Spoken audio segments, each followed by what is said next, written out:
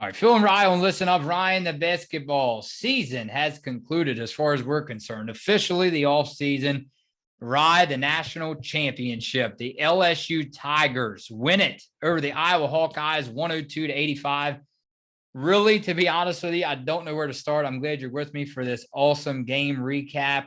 Something that I don't think not a lot of people were expecting. I know you and I was not. Once again, that's living proof. Do not listen to Ryan. Do not listen to Phil as far as our sports predictions, because Ryan, we have been thrown off the boat a lot lately. I really don't know what to say. There were a lot of players off the bench for LSU that came in and played very well. And I think it comes down to the fact of little things, man. It's not that complicated. And I can't wait to hear what you have to say, because they were saying about how Kim Mulkey saw Iowa give them space throughout the whole game. And they said, hey, you know what? You're going to give us space. We're going to take 3-pointers. And they made a lot of them. And that's sometimes what it comes down to. There's a reason why the 3-point was invented in basketball, right? It's not all about the twos, it's about the threes. Play South Carolina, a lot of times they drove the ball down in the paint. They lived by the big body guards, and obviously when you get into foul trouble, your opponent gets into foul trouble. That's better for you. But to say the least, in this game, Caitlin Clark, you saw her have 30 again, a stellar performance from her.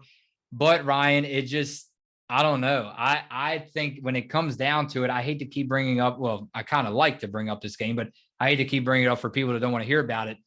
I mean, maybe they watched our podcast. No, I'm just kidding. But at the same time, I told you, I'm like, it's interesting.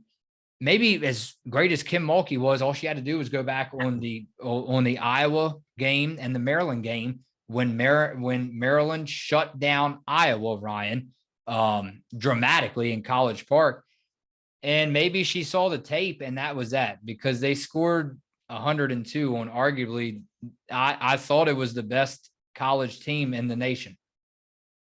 Yeah, and I think even just watching the game yesterday not yesterday, on Friday night, that being the game which is Iowa and South Carolina, and I think LSU really watched that game closely and looked at how you mentioned how how Iowa was guarding South Carolina, and the way Iowa runs their defense is usually they have the triangle formation in the paint and two people out on the outside, and that usually allows for a lot of outside shots. And luckily for LSU, they were, to say the least, on fire from the field and from 3-point land today. But let's get into the game recap. Much anticipated matchup between these two teams, both teams making their first appearance in the national championship game. Iowa started off the game much like how they did against South Carolina. Clark finding Sinano inside.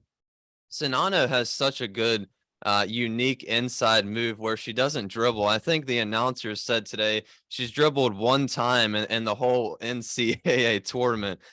Quite incredible inside move that she has, but she got it going early. Iowa's defense, again, I was impressed. They were staying pretty aggressive, and Caitlin Clark couldn't have started off her scoring night any better with the three from about where the logo was. Just incredible watching her. Such a joy to watch her play all season long, and she will be back again for another season in Iowa, that being her senior year. But LSU got it going after their timeout. They got it going inside the paint with Angel Reese, Williams, and Johnson driving inside. And like I said, after the timeout, LSU was able to create some turnovers, take the lead back. And the problem with Iowa, I think, and what was one of the main problems in this game that Iowa had, was their lack of size and sometimes lack of ability to get rebounds, and fouling fest to end the first quarter, and quite a fouling fest for the whole entire game. And we can discuss that more. I'm sure there's going to be a lot of people discussing the referees and the fouls that occurred in this game. Reese and Poole for LSU picked up their second foul in the same possession to end the first quarter, but LSU 27-22 lead at the end of the second quarter. Very elite shot making and scoring throughout this whole entire game, but especially in the second quarter from LSU. And it wasn't all just Caitlin Clark either for Iowa. Marshall and Martin drilling threes for Iowa, part of a 10-4 run they had there. But then LSU stormed back with a run of their own, a 10-2 run. And even with most of LSU starters on the bench with 2 fouls, you mentioned the bench for LSU, Jasmine Carson, Sanaya Smith, last tier Powell, doing some Mhm. scoring for the Tigers. And Iowa's defense, again, allowing a lot of open looks, like I mentioned, with the type of defense that they are running for most of the game. Jasmine Carson, how about her? 4 of 4 from 3. LSU bench absolutely on fire in that second quarter. Caitlin Clark picked up her 3rd foul as well with 3 minutes left, obviously causing her to sit for the rest of the second. Jasmine Carson, unbelievable scoring performance in that second quarter, scoring 21 points off the bench. LSU bench completely tearing down the Iowa defense in that quarter. 21 points, 5 of 5 from 3 from Jasmine Carson, second most by a player at halftime. And the LSU, like I said, firing on all cylinders, shooting 75% from 3, 60% from the field. And the Tigers, 59-42 lead at halftime, and no team has ever come back from a 17-point deficit at halftime. Iowa had a lot of work on their hands. LSU pretty much started right where they left off, even extending their lead to 21 points, and it looked like they were going to run away with it. And then all of a sudden, Iowa, they got their 3-ball going. It started falling a little bit for them. 15-2 run by the Hawkeyes all of a sudden, and they cut the deficit to just 8 points. McKenna Warnock did pick up her 4th foul, so she had to sit a little bit. Sonano and Clark still both with 3. Falcon Stearns becoming a little more worrying for both of the teams. Later on in the quarter, Sonano picked up her 4th foul. Caitlin Clark did as well on the same possession. And this is where I think a lot of people are going to talk about the calls and the referee. Very questionable foul call, technical foul call on Caitlin Clark. Kind of just threw the ball away in frustration, and it wasn't at a referee. She never said anything to the other players or the referee. Very, very questionable foul call. I'm sure a lot of people will be talking about it. But again, just Angel Reese continuing to pound the glass for rebounds. LSU was able to weather the storm from Iowa in that quarter, take an 11-point lead into the final quarter. And again, just Angel Reese, Alexis Morris in that final quarter, putting on an offensive display, especially Alexis Morris kind of started the game off slow, absolutely dominated that 4th quarter. Defending the paint as well. Iowa tried to get their 3-point shot to go, putting up a lot of contested shots, but just wasn't meant to be. They just fell into such a deep hole, unable to score enough points to come out of it.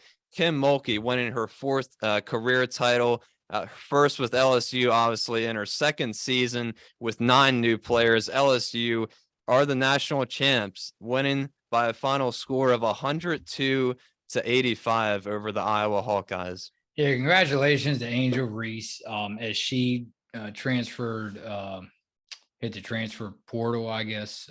Correct me if I'm wrong, Ryan, but yeah, she did transfer from Maryland to LSU. So congratulations to her. I know her brother still plays for the Maryland Terrapins. So yeah, a lot of ties to Maryland. Definitely happy for Angel Reese and company, LSU. But I want to put the focus just for a second on Kim Mulkey. Man, when you leave a legendary career behind you, although you don't necessarily leave it behind you and forget about it, Kim Mulkey left her presence at Baylor for sure, right? And Nikki Collin, as we know, took over for Kim Mulkey. And when you consider, what do you take away from this, Ryan? When you consider only her second season, yes, 2021. Kim Mulkey went to LSU, so 2021. Only in her second season, and I believe the first full year that she coached Angel Reese, because I think Angel Reese was there last year. What do you take of this? Because now I know we already started to. To me, it's amazing. It's kind of like a Tom Brady situation. I know we can't stop saying that name, Tom Brady. You know, when you go to another team, I know she didn't do it in her first season, but her second season with a different team, different roster. What does that speak? As far as that speaks volumes. When you talk about Kim Mulkey, we might as well call her the fashion designer of NCAA women's basketball. She has some style and fashion, and we love it. And we all know that most of you all love it, except for UConn fans, huh? But No, man. I mean, what does that say when you can go to a different program?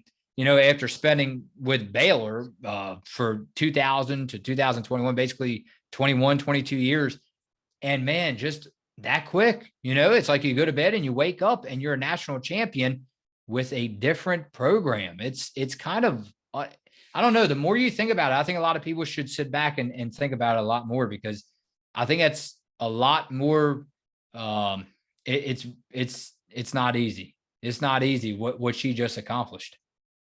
Yeah, and like I said, with 9 new players as well this season, and when Kim Mulkey got to LSU and took over, LSU had a losing record the year before, and of course, Mm, her first season, I believe they only lost 6 games, if I'm correct on that, made it to the second round of the NCAA tournament and lost. And then of course this year, only losing 2 mm. games the entire year. So and they were pretty dominant for the entire year, course, lost to South Carolina when they did play them in the SEC in their conference games. But for most of the year, LSU was so dominant with Angel Reese and Alexis Morris. But yeah, I mean, this team was just such on an incredible run.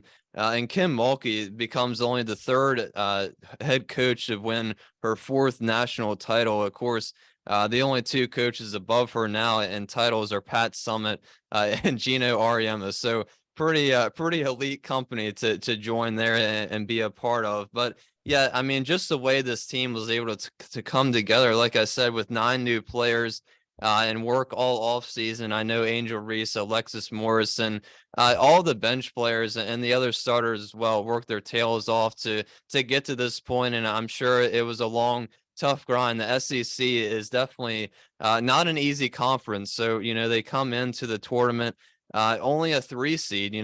That's pretty high or pretty low for what their record is and what they were able to accomplish for the whole season. But they had some tough games throughout the tournament, and Iowa. Iowa definitely played a pretty good game, but just LSU's defense today, what they were able to do in the paint, and then of course the incredible scoring performance by their bench. Angel Reese dominant inside, and then Alexis Morris just kind of taking over there in the 4th quarter. All right, just some trending comments, and then we will leave it at that. Let's go to Jacob Morin, trending as of right now. Great season, but if you are going to have the big personality that Caitlin Clark did all season, you have to be ready to get some of it back in your face when you lose. Yeah, and Angel Reese and Alexis Morris definitely have quite the personality as well, kind of showing it off there at the end of the game and kind of getting in Caitlin Clark's face a little bit. I know they were kind of going back and forth in their post-game interviews or pre-game interviews before the game, talking about guarding each other and whatnot before the game. But yeah, I think Caitlin Clark, the personality kind of comes with her game. And most of the time, 99% of the time, she's probably able to back that up with 20, 30, 40-point performances. But I'm just glad we're going to be able to see Caitlin Clark for one more year, because I just love watching her play basketball. It truly is incredible. And what a great season by Iowa. I'm sure they'll probably be back in it next year with Caitlin Clark. I know they're probably going to be missing or a lot of their starters are probably going to be leaving. I think most of them are seniors, but we'll just have to see. But I know Angel Reese and Alexis Morris were kind of getting on Caitlin Clark there at the end of the game, kind of showing off that getting in her face a little bit about hey, we're the champs now. We're the national champs. Yeah, Neon goes, I'm glad LSU won, but we ain't get the full Caitlin Clark experience on the biggest stage. Them refs robbed us of an all-timer. That's all we heard, Ryan, during the UConn season. Refs, and more refs. Yeah, and I tend to take the side of the refs because, like I said before, any sport, it's not it's not easy to officiate it. And obviously all the referees are human. But I just think on this stage in a national championship game, I think as a referee, you kind of want the players to play a little bit and just let the game evolve and see what happens during the game and kind of be a little lenient on your foul calls. But It was kind of the opposite of that today. Unfortunately, I think, like I said, a lot of people are going to be talking about it. I don't really think it affected the outcome of the game to say that. I think that'd be going a little too far, but certainly was a lot of foul calls that probably shouldn't have been called on both sides, for both teams. But yeah, unfortunately, a lot, and that was why the LSU bench had to come in the second quarter. And luckily for LSU, they were able to step up and provide an offensive boost. I'm sure a lot of people definitely didn't expect that. Yeah, Ryan, once again, we have our national champions. Final score 102-85 LSU Tigers. Congratulations to Kim Mulkey and company, the 2023 national champions. And someone said at the end of the day, Caitlin Clark's still the greatest women's basketball player ever. I don't care. Well, hopefully, Ryan, we'll lead this recap off with this comment, and I'm sure you'll agree. Hopefully, by the time we reach next March for March Madness, we'll be putting the name Paige Beckers right there on that list of well-deserved company, huh? Yeah, I certainly hope so. I can't wait. It's going to be another fun season for UConn. Of course, getting Paige Beckers back. I can't wait to watch her play again. Bring on the off season, Ryan. Can't wait to see what you guys have in store for us, you UConn fans, as well as all of women's basketball fans. Ryan, let's go ahead and jump to the off season. I can't wait to see you as the weather warms up. And congratulations, the LSU Tigers are your 2023 national champions.